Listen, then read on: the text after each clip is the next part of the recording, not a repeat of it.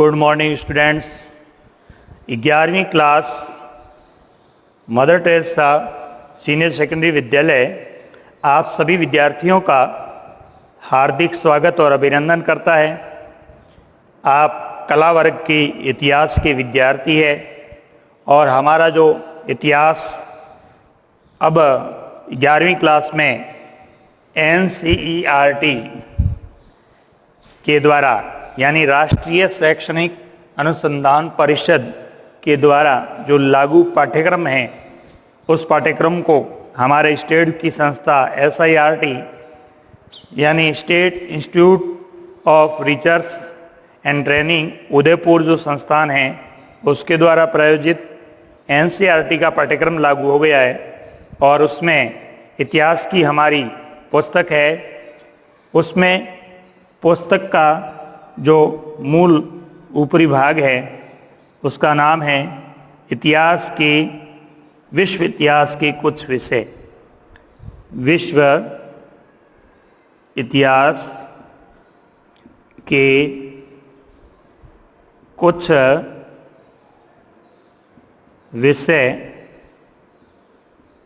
विषय 11th class. ये हमारी 11th की हिस्ट्री की बुक्स है। तो ये जो हमारी बुक्स है हिस्ट्री की 11th की हमारी जो बुक्स है, ये NCERT बेस पर आधारित है, NCERT से संबंधित है। इस पुस्तक में क्या है? इस पुस्तक में सबसे पहले ये है कि विश्व इतिहास है। विश्व इतिहास, जैसा कि मैंने टॉपिक लिखा है, पहला हमारा यूनिट है, उसका नाम है प्रारंभिक समय। प्रारंभिक समय या समय की शुरुआत।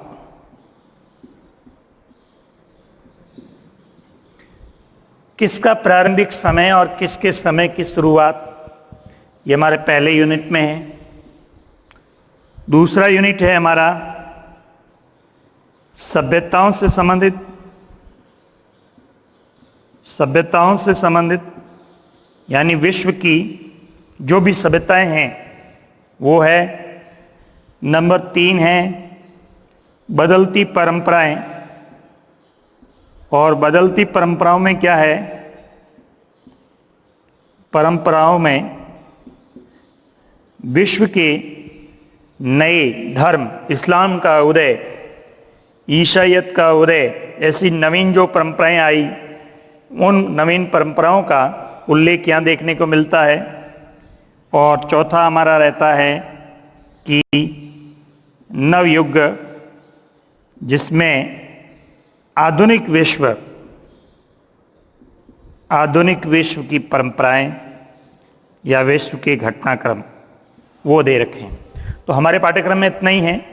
4 ये यूनिट्स है, ये बड़े बड़े यूनिट्स है, छोटे नहीं, ध्यान रखना, बड़े यूनिट्स है। जैसा कि पहला यूनिट्स 30 नंबर का है, दूसरा यूनिट्स 15 नंबर का है, तीसरा यूनिट्स 20 नंबर का है, लास्ट वाला यूनिट्स 30 नंबर का है।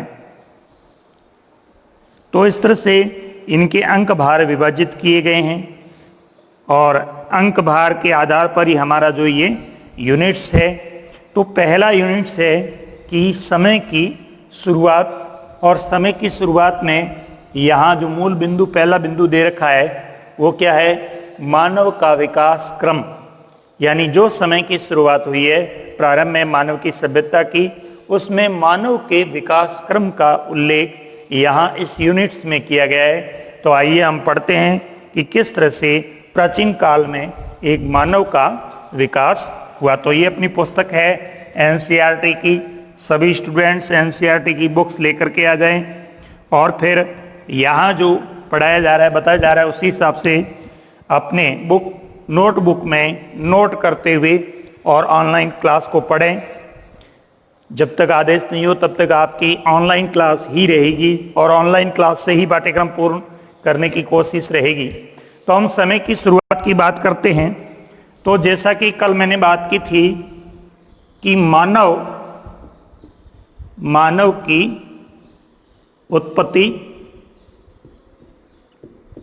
और मानव का विकास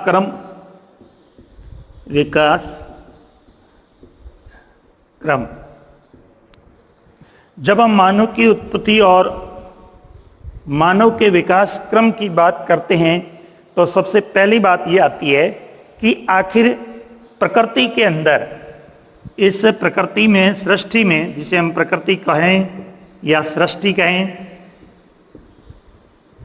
प्रकृति और सृष्टि में पहली अवधारणा क्या थी मानव की, कि मानव कौन था, मानव कहाँ से आया, क्या माना जाता था। तो प्रकृति या सृष्टि में सबसे पहले यूरोपीय देशों में धारणा थी, वही एशिया के देशों में धारणा थी, क्योंकि लेखन की प्रकृति है वो यूरोप से आई है। तो यूरोपीय देशों में धारणा थी कि जो ईसाई धर्म का ग्रंथ है, ईसाई धार्मिक ग्रंथ है, उस ग्रंथ का नाम है ओल्ड टेस्टामेंट।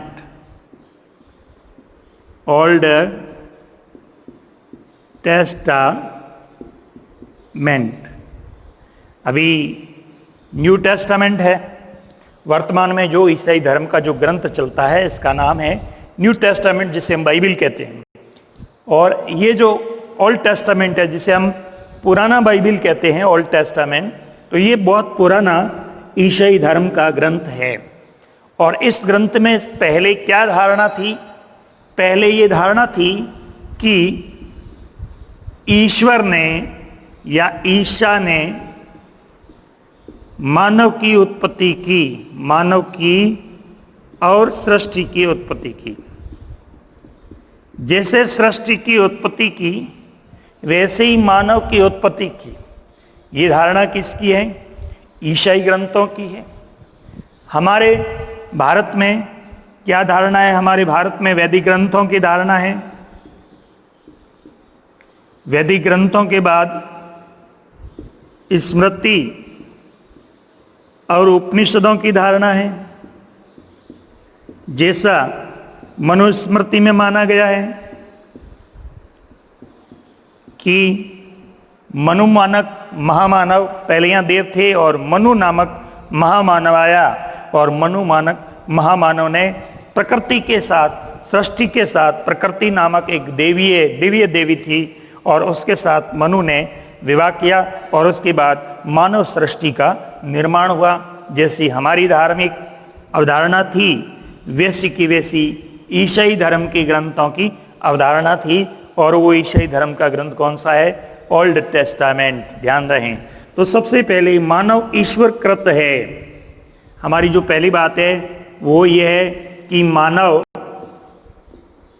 ईश्वर कृत है, ईश्वर कृत है।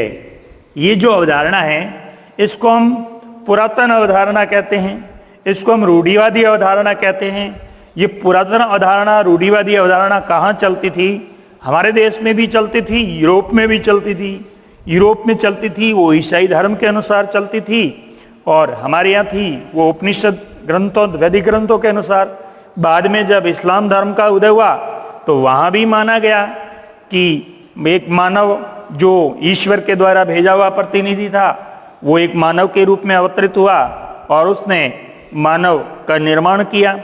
ऐसा जो अकबरनामा ग्रंथ है उसका जो अलग अलग आईन अकबरी के जो अलग अलग भाग है उसमें उसका उल्लेख इस तरह से मिलता है। तो और जो मुस्लिम धार्मिक ग्रंथ है कुरान शरीफ, उसकी आयतों में भी ऐसा ही उल्लेख मिलता है। तो किसी भी धर्म के ग्रंथ को उठाकर देखते हैं तो रूढ़िवादी धारणा मिलती है कि मानव की उत्पत्ति ईश्वर कृत है, मानव ईश्वर के द्वारा प्रायोजित है। ये बात पहले चलती थी, लेकिन 18वीं शताब्दी की हम बात करते हैं कि 18वीं शताब्दी में जैसे जैसे विज्ञान का विकास हुआ, जैसे जैसे विज्ञान का विकास हुआ और विज्ञान के विकास के साथ जीव के विकास की प्रक्रिया चली, यानी विज्ञान का विकास हुआ और विज्ञान का विकास होने के साथ साथ रासायनिक अवधारणाएं आई।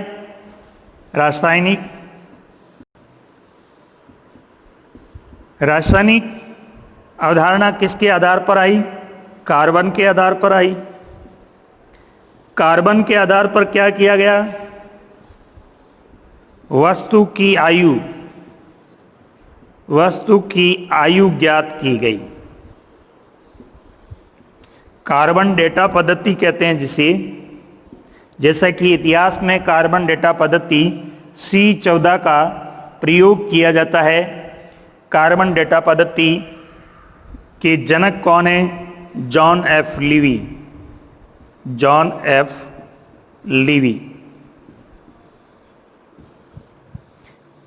जॉन एफ लीवी ने एक पद्धति विकसित की जिसका नाम है कार्बन डेटा पद्धति या कार्बन पद्धति। ये कार्बन पद्धति कौन से कार्बन की है? कार्बन बहुत सारे हैं, C12, C14, इस तरह से अलग अलग। और कार्बन C14 का जो उपयोग है वो किया गया किसके लिए? कि जीवाश्म की आयु ज्ञात करने के लिए। जीवाश्म की आयु ज्ञात करने के लिए, फॉसिल्स की एज ज्ञात करने के लिए। फॉसिल्स क्या है? जीवाश्म है, जिसकी आयु ज्ञात करने के लिए कार्बन डेटा पद्धति का प्रयोग किया गया। और कार्बन डेटा पद्धति के प्रतिपादक कौन है? John F Libby. ये जीवाश्म क्या है? हमारी पाठ्य पुस्तक का पहला ही बिंदु ये है कि ये फॉसिल्स है क्या, जीवाश्म है क्या। मैं ये बता रहा हूँ फॉसिल्स क्या है, जीवाश्म क्या है। जैसे मान लीजिए कोई हड्डियों के अवशेष, मान लीजिए यहाँ पे ब्रॉन के अवशेष पड़े थे धरातल पर, या धरातल में ब्रॉन के अवशेष थे, हड्डियों के अवशेष थे। इन हड्डियों के अवशेष पर मिट्टी जमी और पत्ते भी जमे। पत्ते, मिट्टी, लकड़ी, गोबर, यानी गोबर, पत्ते, मिट्टी, लकड़ी, पानी, ये सब दबे। और उसके बाद एक इसके ऊपर मोटी जो परत है वो मिट्टी की बन गई, मोटी परत। अब परत बनने के बाद इसके अंदर, जमीन के अंदर, इसमें इन ह्यूमस के, इसमें अनेक प्रकार के जो ह्यूमस हुए, ये ह्यूमस हो गए। और इन ह्यूमस से क्या हुआ? इन ह्यूमस से इसमें अनेक गैसों का निर्माण हुआ। गैसों का निर्माण हुआ और गैसों के निर्माण होने के कारण ये सड़ गया, सड़ान पैदा हो गई इसमें, ये सड़ गया। और सड़ने के कारण धीरे धीरे ये कार्बन में परिवर्तित हो गया। यानी ये जो है वो ब्लैक रंग का बन गया। ये जो हड्डियां थी वो ब्लैक रंग की हो गई, कार्बन में परिवर्तित हो गई। धीरे धीरे क्या हुआ? ये जो मिट्टी थी वो कायांतरित होकर के यहाँ पर एक चट्टान का रूप भी धारण कर लिया। इस तरह से जो एक जीवों के, यानी प्राणी के कोई अवशेष होते हैं, और प्राणी के अवशेष जो है वो दबने से लंबे समय तक अनेक रासायनिक परिवर्तन होते हैं। कौन से रासायनिक परिवर्तन होते हैं? और इन रासायनिक परिवर्तनों के कारण इसमें परिवर्तन आ जाता है, और इस प्रकार के जो अवशेष होते हैं, इन अवशेषों को हम क्या कहते हैं? जीवाश्म कहते हैं। वे अवशेष, वे तथ्य जो पेड़, पत्ते, लकड़ियां, अनेक प्रकार के प्रकृति के पदार्थों से जमीन में दब करके लंबे समय तक अनेक प्रकार के रासायनिक परिवर्तनों से, अनेक गैसों के निर्माण से सड़ कर के एक चट्टान के रूप में पहुंच जाते हैं। और इस चट्टान के रूप में पहुंचने के बाद हम इसको लेकर के इसका परीक्षण करते हैं। हम मतलब इतिहासकार, जो आर्कियोलॉजिस्ट होते हैं, पुरातत्ववेत्ता होते हैं, जिन्हें हम पुरातत्ववेत्ता कहते हैं, आर्कियोलॉजिस्ट कहते हैं। पुरातत्व एक इतिहास की शाखा है, उसमें जाकर के इनका जो अध्ययन होता है। और ऐसा ही अध्ययन किसने किया? जॉन एफ लीवी ने कार्बन पद्धति निकाली, जिसमें जीवाश्म की आयु ज्ञात की जाती थी और वो कुछ से ज्ञात की जाती थी, C14 से ज्ञात की जाती थी। तो जैसे ही मानव ने क्या किया, जीवाश्मों को खोजना शुरू किया, और जैसे ही जीवाश्म को खोजना शुरू किया तो मानव को क्या है, हमें क्या है, पुराने जो जीवाश्म है उसकी आयु भी ज्ञात होने लगी। जब आयु ज्ञात होने लगी और अनेक प्रकार की खुदाइयाँ की गई, इन खुदाइयों में जीवाश्मों की आयु ज्ञात होने लगी, और ऐसी ही जो खुदाइयाँ हैं वो खुदाइयों में हमारे हड्डियों के अवशेष मिल गए, हमारे मतलब मानव के हड्डियों के अवशेष मिल गए, और अनेक प्रकार के जीवों के अवशेष मिल गए। और अवशेष मिलने से क्या हुआ कि एक विज्ञान का स्वरूप सामने आ गया, यानी हम अब विज्ञान की श्रेणी में पहुंच गए। और एक वैज्ञानिक हुए Charles Darwin. Charles Darwin Charles Darwin ने क्या किया, जीवों की जीवाश्म की उत्पत्ति के संबंध में, जीवों की उत्पत्ति के संबंध में on the origin of species,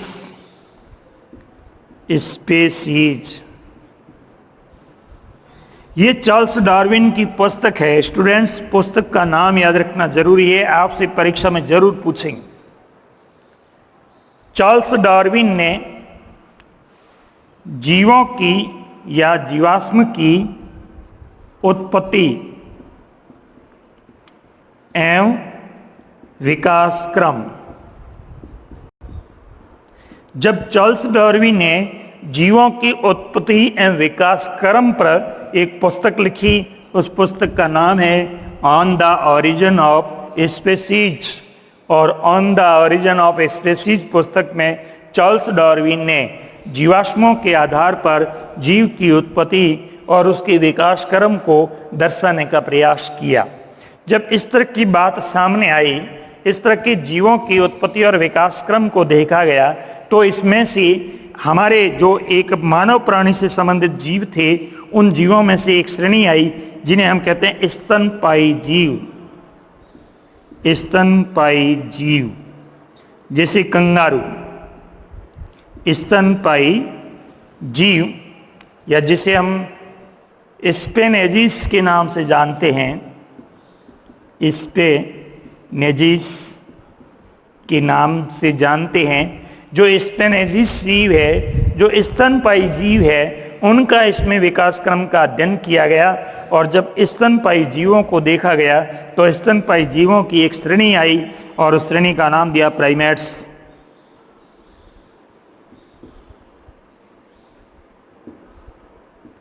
primates या प्राइमेट एक श्रेणी आई।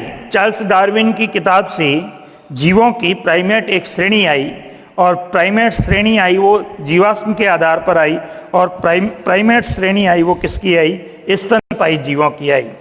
यानी प्राइमेट जीव कौन से होते हैं, वे जीव होते हैं जो स्तनपायी होते हैं। स्तनपायी क्या होते हैं, वे जो अपने बच्चों का पालन पोषण अपने थनों के दुग्ध से करते हैं, ऐसे जीव थे जिनको स्तनपायी जीव कहा गया। जैसे कंगारू, जैसे वानर और मनुष्य, कंगारू, जैसे बकरियां, ऐसे कई जो जीव है जो क्या करते हैं, स्तनपायी है, अपने थनों से अपने बच्चों को जीवित रखते हैं। और इस तरह की श्रेणी के जो जीव थे इनको क्या कहा गया, प्राइमेट्स कहा गया।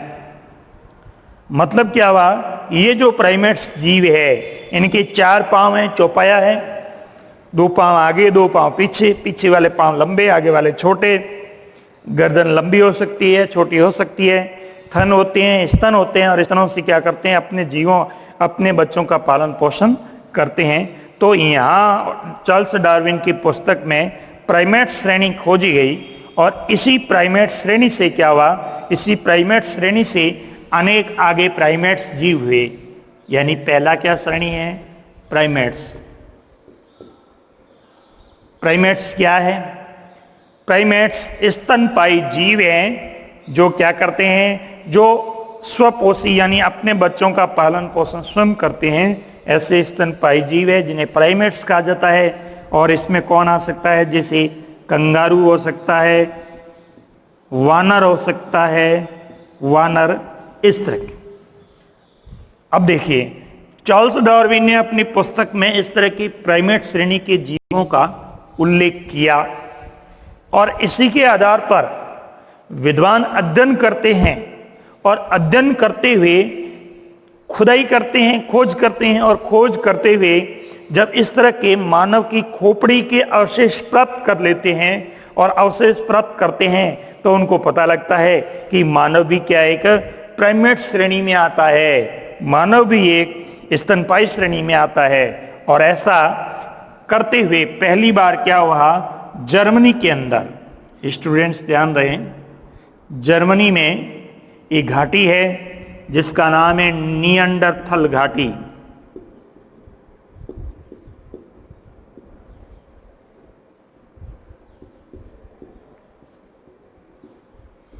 जर्मनी के अंदर एक घाटी है, इस घाटी का नाम है निएंडरथल घाटी। ये 18वीं शताब्दी की बात है, 18वीं शताब्दी। इस जर्मनी के अंदर इस निएंडरथल घाटी में मजदूर खुदाई कर रहे थे, मजदूर,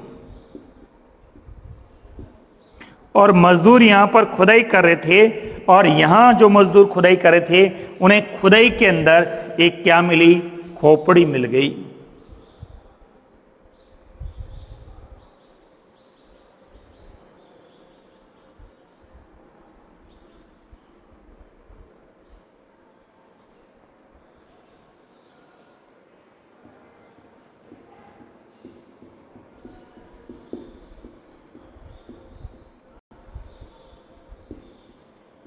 किसके अवशेष मिल गए, खोपड़ी के अवशेष मिल गए।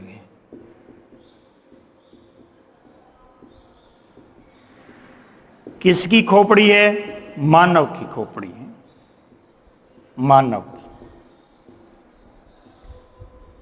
सबसे पहले जर्मनी के निएंडरथल घाटी में, स्टूडेंट्स याद रखना परीक्षा में प्रश्न पूछा जाता है, जर्मनी के निएंडरथल घाटी में मजदूरी करने वाले लेबर को यहां खुदाई में मिल गई खोपड़ी और इस खोपड़ी को एक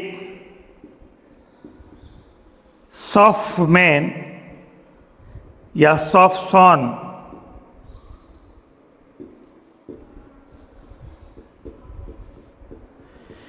एक टीचर था, शिक्षक था, और उसको ये खोपड़ी दे दी गई।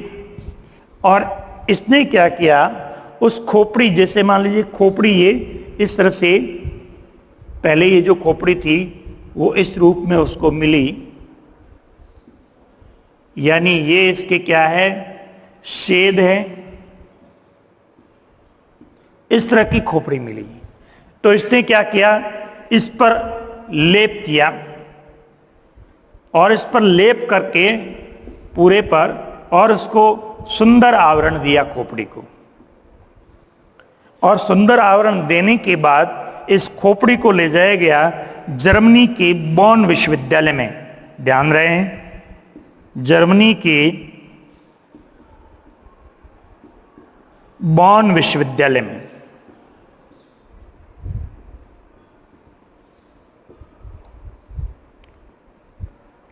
कहां पर ले जाया गया इसको, जर्मनी के बॉन विश्वविद्यालय में इस खोपड़ी को ले जाया गया। और जर्मनी के बॉन विश्वविद्यालय में इस निएंडरथल घाटी से जो खोपड़ी मिली उसको ले जाया गया और ले जाने के बाद यहां पर कार्बन डेटा पद्धति से इसकी आयु ज्ञात करने का प्रयास किया गया। जब आयु ज्ञात करने का प्रयास किया गया तो सामने ये तथ्य आया कि ये जो खोपड़ी है ये वर्तमान जो मानव की खोपड़ी है, वर्तमान मानव का जो मस्तिष्क है उससे हजारों वर्षों पहले की है, यानी अति प्राचीन है।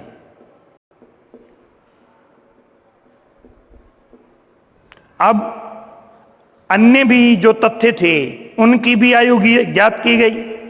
जब उनकी आयु ज्ञात की गई तो उनकी आयु से भी अधिक आयु जो है वो इस खोपड़ी की दिखाई दे रही थी। किसने? आर्कियोलॉजिस्ट ने, अनुसंधानकर्ताओं ने क्या किया?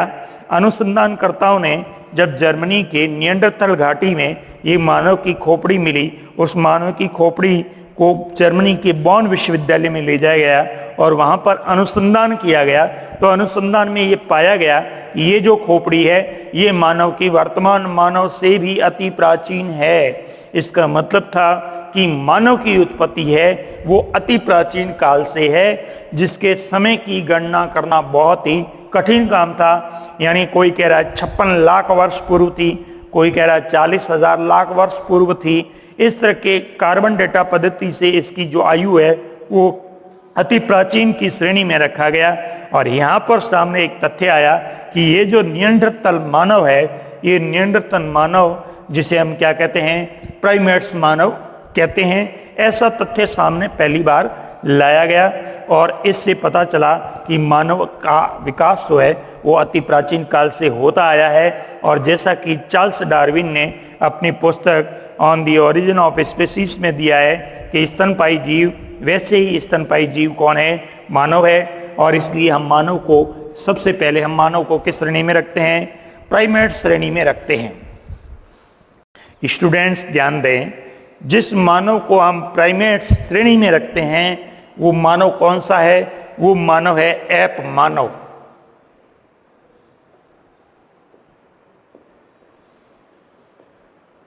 APE एप, इसे हम कहते हैं एप मानव। और एप मानव जो है इसे हम वानर कहते हैं, वानर। एप मानव किसको कहेंगे? वानर को कहेंगे। ये जो वानर था, एप मानव था, ये जो एप मानव है वो वानर है। और वानर को हमने किस में रखा है? प्राइमेट श्रेणी में रखा है। और इसी प्राइमेट श्रेणी से ही क्या है? हमारी उत्पत्ति हुई है। तो इस तरह की एक खोज हुई थी 18वीं शताब्दी में। उसके बाद में एक नवीन खोज और सामने आई। इस पर रिसर्च और अनुसंधान चलता रहा विकास क्रम में। और इसी के विकास क्रम में एक नई खोज सामने आई, उसे हम देखते हैं। चार्ल्स डार्विन की books on the origin of species जीवों की उत्पत्ति और विकास क्रम से संबंधित थी।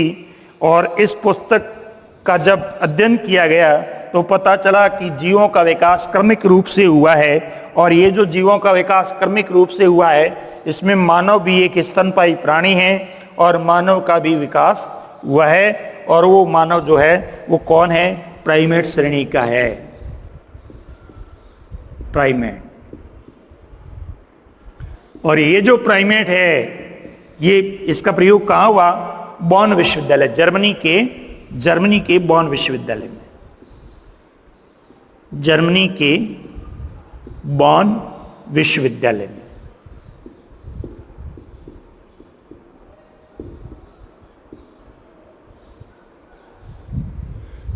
और इसे हमने क्या नाम दिया? एप नाम दिया। एप किसको कहते हैं? वानर को कहते हैं। इसके बाद में यह हम देखते हैं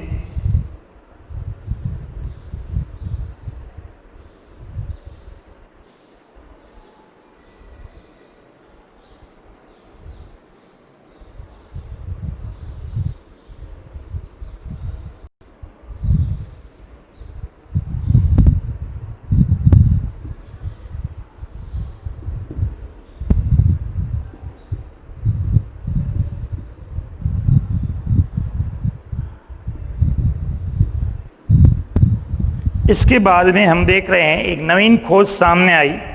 और वो जो नवीन खोज सामने आई वो 19वीं शताब्दी में आई।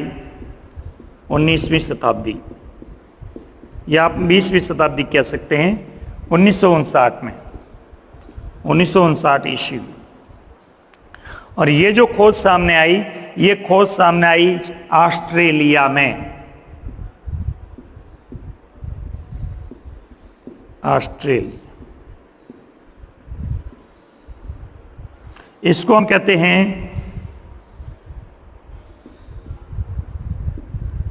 ऑस्ट्रेलोपिथेक्स। ऑस्ट्रेलोपिथेक्स। ऑस्ट्रेलोपिथेक्स लैटिन या लातीन, जिसे हम लैटिन भाषा भी कहते हैं, जिसको हम लतावी भी कहते हैं। लतावी या लैटिन भाषा में शब्द आया ऑस्ट्रल, और ऑस्ट्रल का मतलब है दक्षिण, और पिथिक्स, पिथिक्स वही एप वानर, यानी इसका हिंदी में नाम हो गया दक्षिण का वानर, जिसे हम कहते हैं ऑस्ट्रेलोपिथेक्स। ये लैटिन भाषा का नाम है, और ऑस्ट्रेलिया की एक गुफा जिसे हम कहते हैं ओल्डवाई गॉर्ज।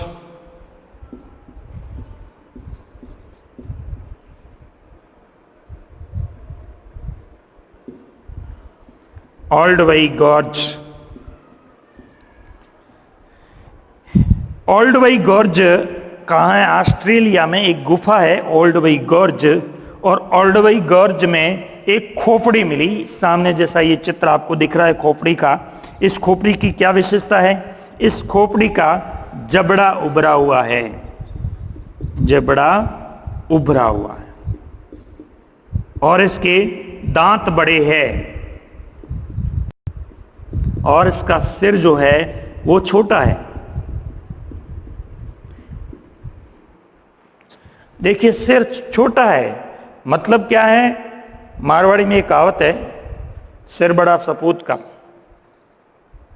पांव बड़ा कपूत का। जिसका सिर बड़ा होता है, ऐसा मानते हैं कि उसकी बुद्धि उतनी ही विकसित होती है, और जिसका सिर छोटा होता है उसकी बुद्धि कम विकसित होती है। तो यहां पर देख रहे हैं सिर इसका क्या है, खोपड़ी इसकी क्या है? छोटी है। इसे हमने महामूर्ख मानव कहा, महामूर्ख प्राणी का। इस महामूर्ख प्राणी की ये जो खोपड़ी है, ये कहाँ मिली है? एक ओल्डवाई गॉर्ज गुफा में मिली है ऑस्ट्रेलिया में, और इसलिए इसका नाम हमने क्या दिया है? ऑस्ट्रेलोपिथेक्स नाम दिया है। और ये ऑस्ट्रेलोपिथेक्स कौन सी श्रेणी में आता है? ये प्राइमेट्स की श्रेणी ही है। और ये प्राइमेट्स की श्रेणी कौन सी है? एप वानर श्रेणी है। परीक्षा में प्रश्न पूछा जाता है एप वानर श्रेणी का मानव कौन है? उत्तर क्या है? ऑस्ट्रेलोपिथेक्स है। तो जो ऑस्ट्रेलोपिथेक्स मानव है, इसे हम एप वानर कहा गया, क्योंकि ये वानर ही है, लेकिन वानर का जो जबड़ा है वो बड़ा है। इस तरह की एक पहली जो खोपड़ी है वो सामने आई। उसके बाद में अनेक प्रकार की खोपड़ियों की खोज हुई। दूसरी श्रेणी की खोपड़ी आप देख रहे हैं, जिसका सिर क्या है? जिसका सिर बड़ा है, और जिसका जबड़ा क्या है? जिसका जबड़ा छोटा है। जिसका सिर बड़ा है, जिसका जबड़ा छोटा है, इस तरह का एक और अनेक प्रकार की ऐसी खोपड़ियों की खोज हुई, और इन खोपड़ियों को नाम दिया गया होमिनिड्स। होमिनाइड्स, होमिनाइड्स, और इस होमिनाइड्स से बना होमिनिड्स,